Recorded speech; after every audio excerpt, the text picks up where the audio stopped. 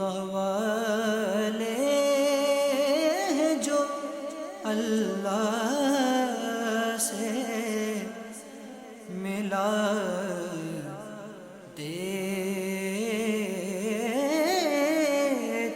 ہیں۔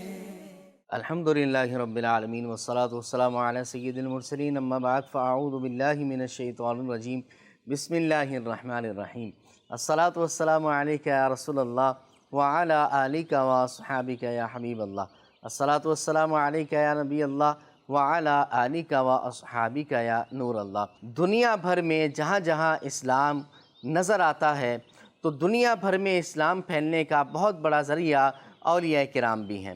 انہی اولیاء کرام میں سے شیخ الشیوخ حضرت سیدنا بہاؤالدین زکریا ملتانی سہروردی رحمۃ اللہ تعالی علیہ بھی ہیں۔ آپ کی بات کی جائے تو آپ صحابی رسول حضرت سیدنا حبار بن اسود رضی اللہ تعالیٰ عنہ کی اولاد میں سے ہیں۔ آپ کی ولادت باسعادت کی بات کی جائے تو آپ پاکستان کے صوبہ پنجاب کے مشہور شہر ضلع مظفر گڑھ کے گاؤں کوٹ کروڑ کے اندر جمعے کے مبارک دن کے اندر 27 رمضان المبارک کا دن تھا اور 566 سن ہجری جو کہ مطابق ہے 3 جون 1171 سن عیسوی کے اندر آپ کی ولادت باسعادت ہوتی ہے۔ 21 واسطوں سے آپ رحمۃ اللہ تعالی علیہ کا سلسلہ نسب نبی پاک صلی اللہ علیہ وسلم کے جد امجد حضرت قصی بن کلاب سے جا ملتا ہے۔ حضرت سیدنا بہاؤالدین زکریا ملتانی رحمۃ اللہ تعالی علیہ کے اگر والد گرامی کی بات کی جائے تو آپ کے والد گرامی کا نام مولانا وجیہ الدین محمد غوث رحمۃ اللہ تعالی علیہ ہے، اور آپ کی والدہ کی بات کی جائے تو آپ کی والدہ کا نام ہے بی بی فاطمہ رحمۃ اللہ تعالی علیہ،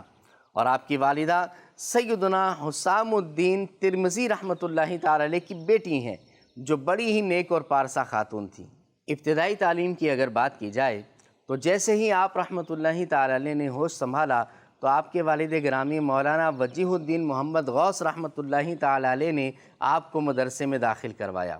خدا داد صلاحیتوں اور اساتذہ کرام کی شفقتوں سے آپ نے صرف 7 سال اور بعض کتابوں میں 12 سال کا بھی قول ملتا ہے کہ اتنی کم عمر کے اندر آپ نے قراءت 7 کے ساتھ قرآن پاک مکمل حفظ کر لیا تھا۔ حضرت سیدنا بہاؤالدین زکریا ملتانی رحمۃ اللہ تعالی علیہ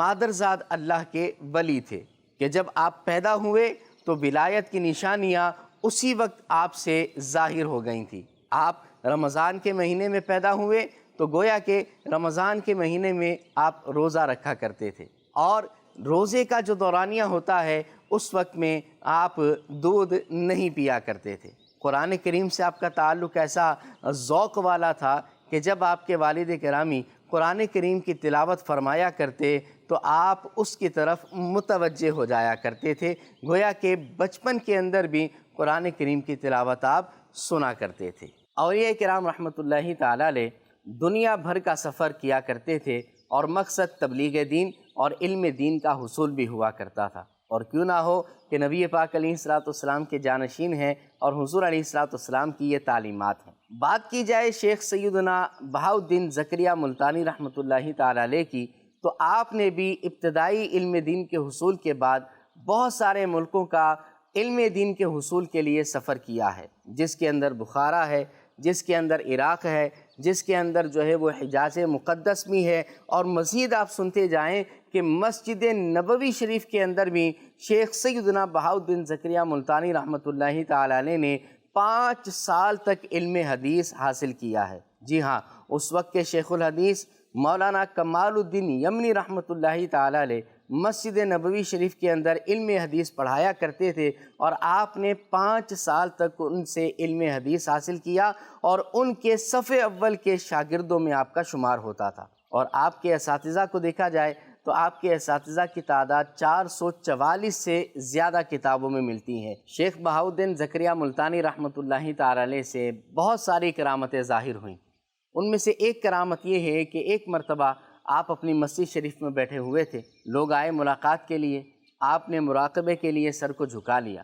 اور پھر آپ نے نظریں اٹھا کر حاضرین سے کہا کہ نظریں اٹھا کر اوپر مسجد کو دیکھو۔ جیسے ہی لوگوں نے آنکھیں اٹھا کر اوپر مسجد کی طرف دیکھا تو مسجد کی در و دیوار، لکڑیاں اور دیگر چیزیں یہ سونے چاندی کی بنی ہوئی ان کو نظر آئیں، اور تمام لوگوں نے بیک زبان یہ گواہی دی کہ اللہ رب العالمین نے آپ رحمۃ اللہ تعالی علیہ کو بڑی فضیلتوں سے نوازا ہے۔ شیخ سیدنا بہاؤالدین زکریہ ملتانی رحمۃ اللہ تعالی علیہ جب ملتان تشریف لائے، جی ہاں، پاکستان کا مشہور شہر ملتان میں جب آپ کی آمد ہوتی ہے تو وہاں آ کر آپ نے دعوت و تبلیغ کا سلسلہ کیا، لوگوں کو ہدایت کی طرف بلایا، نیکی کی طرف بلایا، اور آپ نے وہاں پر ایک خانقاہ تعمیر فرمائی اور اس کے ساتھ ساتھ انٹرنیشنل اسلامک یونیورسٹی بنائی۔ اس کی خاص بات یہ تھی کہ وہاں پر خانقاہ میں اور مدرسے میں سب کے ساتھ یکساں سلوک کیا جاتا تھا۔ دنیا بھر سے تشنگان علم علمی پیاس بجھانے کے لیے آپ کے پاس آتے تو علم دین ان کو سکھایا جاتا تھا، بلکہ آپ اس طرح خانقاہ شریف کے اندر تربیت فرمایا کرتے تھے کہ جس کو جس ملک میں بھیجنا ہوتا تھا وہاں کی زبان، وہاں کا رہن سہن، وہاں کا تمدن سکھایا کرتے اور پھر وہاں پر تبلیغ دین کے لیے بھیج دیا کرتے تھے۔ سال میں ایک دفعہ سب کو جمع کیا جاتا تھا اور پھر سب کی کارکردگی جو ہے وہ لی جاتی تھی۔ الحمدللہ علی احسانہ دعوت اسلامی فیضان اولیاء ہے۔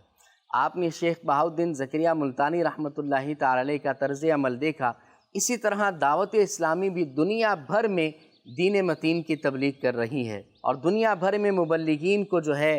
بھیجا جاتا ہے، اور وہ وہاں کے رہن سہن کے اعتبار سے، تمدن کے اعتبار سے وہاں پر علم دین کو عام کیا کرتے ہیں۔ اور اسی طرح مختلف تربیتی سیشن اجتماعات بھی کیے جاتے ہیں جہاں پر پرانی کارکردگی اور نئے دینی کام کو مزید بڑھانے کا جذبہ دیا جاتا ہے۔ ناظرین کرام، 7 صفر المظفر 661 سنہ ہجری 21 دسمبر 1262 سنہ عیسوی کا دن ہوتا ہے،